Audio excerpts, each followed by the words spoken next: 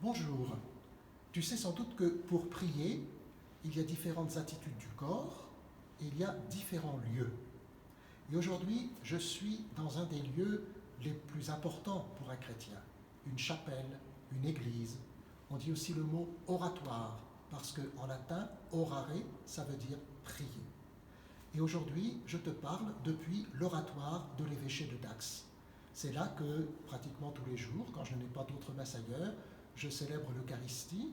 C'est là que je prie quand je suis seul et que je suis devant le Saint-Sacrement. Et l'avantage à l'évêché de Dax, c'est que la porte de l'oratoire donne sur la porte du bureau de l'évêque. Donc, vous pouvez imaginer qu'il y a des allers-retours entre les deux. Alors, je voudrais simplement te remontrer, parce que quand tu vas rentrer dans une église, prochainement ou plus tard, ce qui est important. Il y a au moins 4-5 choses qui sont importantes.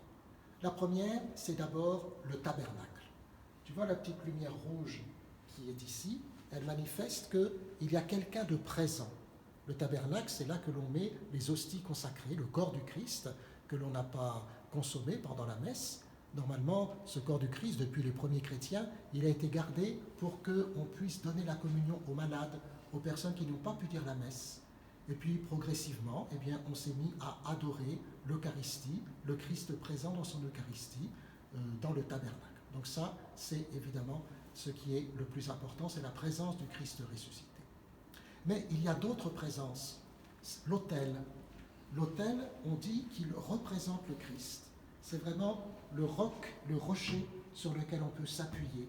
C'est à la fois l'autel du sacrifice du Christ sur la croix, et c'est en même temps l'autel comme une table pour participer au repas du Seigneur. Et puis, il y a ce qu'on appelle l'ambon. C'est un pupitre d'où on lit la parole de Dieu.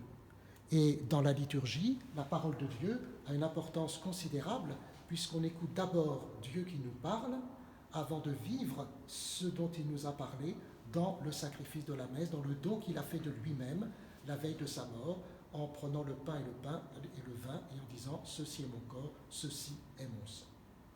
Et puis, il y a des sièges partout, parce que le mot « église » en grec, « ecclésia », ça veut dire non pas un bâtiment de pierre, mais l'assemblée convoquée. Une église vide n'a de sens que pour accueillir ceux qui sont là. Et on comprend bien, surtout en cette période difficile de confinement, que normalement, une église, c'est fait pour être remplie par l'assemblée.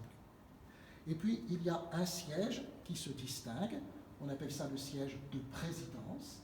C'est là que le prêtre préside la messe, et dans l'église de l'évêque, qu'on appelle la cathédrale, eh bien le siège de l'évêque, si un jour vous allez à la cathédrale de Dax ou à la cathédrale d'Aire-sur-la-Dour, puisqu'il y a 2 cathédrales dans le diocèse, eh bien vous verrez le siège de l'évêque qu'on appelle la cathèdre, d'où l'évêque préside la célébration qui a lieu dans cette cathédrale.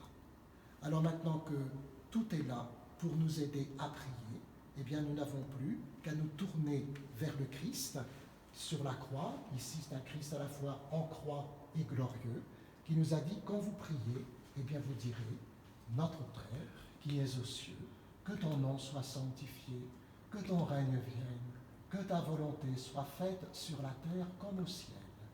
Donne-nous aujourd'hui notre pain de ce jour.